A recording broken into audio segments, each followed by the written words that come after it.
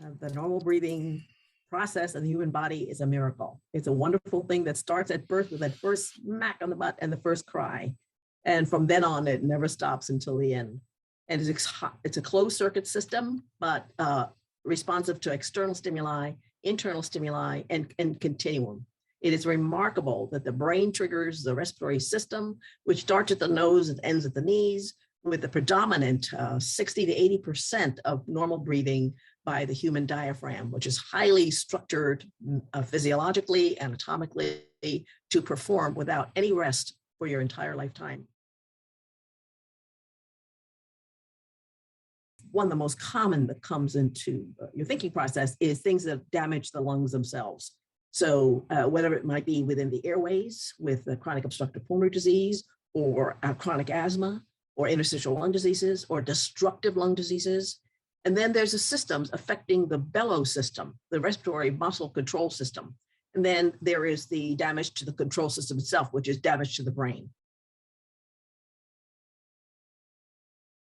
Something has to take the place of that work of breathing to allow the organism to maintain equilibrium for best body function. Physiologic function depends on the normal oxygenation and carbon dioxide levels in the system. So when the CO2 starts to rise, or the ability to support the amount of work needed for that individual at that point in time, then we put them on respirators to support them until either they recover or maintain them when they cannot recover to minimum needs. Negative pressure is the closest thing to normal breathing. We all breathe normally with negative pressure. Negative meaning atmospheric pressure is positive relative to the pressure in the chest. And when the diaphragm contracts and expands the rib cage, that lowers the pressure inside the chest. So the air will flow automatically from positive atmospheric pressure into the lower thoracic pressure. That's how we breathe. There was the first description. There was an 8-year-old child who basically was blue in CO2 coma, and they put her in the iron lung. And 20 minutes later, she woke up and said, "Can I please have an ice cream cone?" So that was the remarkable recovery, with rapid recovery using the iron lung. In 1928, Drinker and Shaw created the first negative pressure system. And if I showed you a picture of that, you'd see how crude box it was. It was John Haven Emerson who took the concept and built the first iron lung. When the iron lungs were made, the biggest disadvantage was they weighed a ton.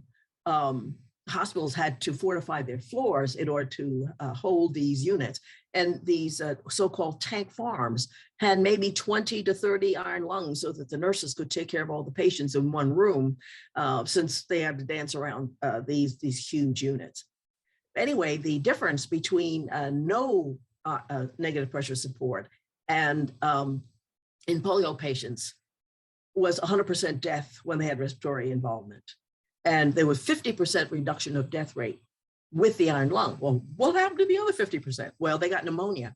And at that time, in those days, there was no antibiotics.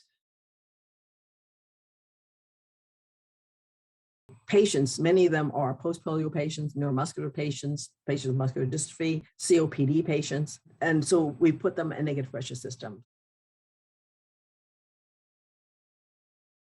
So if the chest wall is working for neuromuscular reasons or any other reason like the scoliotic, then the assisting the diaphragm with negative pressure includes the entire thorax, which is great.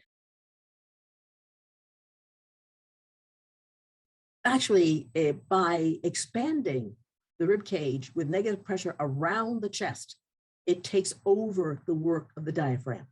So when you develop negative pressure externally, you do the exact thing that the diaphragm does. So that's the beauty of it. Intubation also reduces ability to eat and speak and communicate, which isolates the patient and is very stressful. Therefore, all the patients are sedated all the time. They're paralyzed and sedated. Now they're paralyzed because they're allegedly use less oxygen if the muscles aren't demanding anything when they don't move. but that leads to a whole other scenario of complications with increasing weakness, neuropathy, and of course, the secondary infections. I can even see it in chest wall trauma, because if you break the ribs cave in and the lung collapses underneath. And if you have negative pressure outside the chest, it pulls it out so that the lung can expand instead of collapse. So all of those, there's so many potential uses. I mean, chronic lung diseases of so many varieties, neuromuscular disorders, a huge group of people, increasing now because our muscular dystrophic patients are living longer with respiratory support system, and they do best with non-invasive ventilation. So this is a tremendous potential for this group of patients.